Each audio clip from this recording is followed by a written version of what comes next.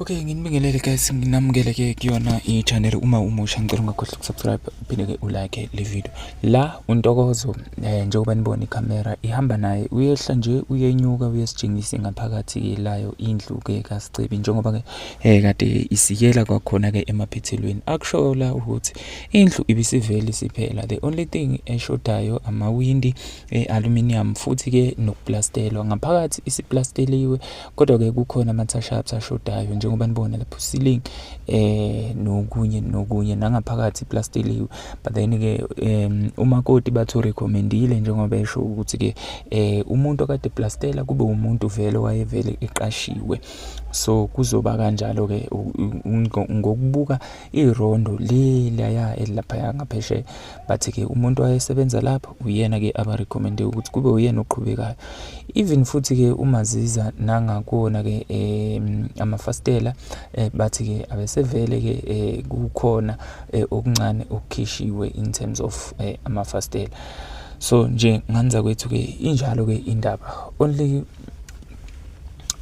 ukungenziwa ke kahle ke yikho ukuthi ke kusupportwe lapho kusupportwa khona, futhi nabakwenzayo abafowethu basho kahle ukuthi ke basuke bekuthole ngawo umndeni, basuke imvume beyithole ke kuwona ke umndeni, abayithatheli nje inqumo njengoba ke abanye abantu ke becabanga. Nganza kwethu ningakhohlwa ke ukusubscribe ke nakuyona ke i-channel yethu ehlale nje inthatha inibeka kulabo ke abasuke besele ke especially ke kulabo abangavakashi ke kwezinye zezinkundla zokuxhumana. Sikhona ke njalo nganza kwethu, ningakhohlwa ukusubscribe, ni like and comment futhi kuma video ke esiwenzayo la ku comment section ngezansi. Thank you. Uhambe wafikaphi bese kuphelela vele busuphela umsebenzi la ekhaya. Abanga ukuthi bafoti nani niyayibonela njengoba nje bafoti unibona izogudla nje njalo bafowethu ngeke ngikhathale ngoba ngiyafisa bafowethu ukuthi niyibone into enhle.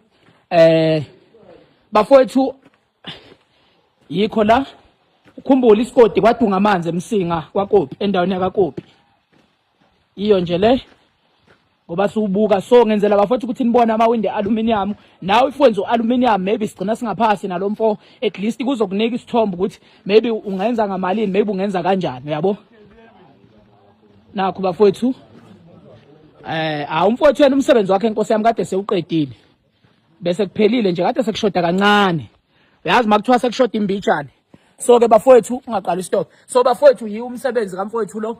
Kusasa i-account number ikhona le esheriwe epage lika Andamsweli, lika baba uAndamsweli, ikhona i-account number. Nami futhi ngizoninika yona kusasa i-account number nezinamba zika auntie noma ngithi yawu auntie usisi kaSicebi enizoxhumana naye for more information. Imali ukhumbule nangabe wenza umnikelo iyangqo kwi-account kamakoti. Sekuzothi ngeyi6 noma ngeyi7 bese ngibuye nama-updates, kushuthi ngeyi6 or 7 September ngizawubuya bafowethu nama-updates ngisho ukuthi imali esikhona ukuthi itholakale ngemnikelo ikhona ukukhava u1 no2 no3.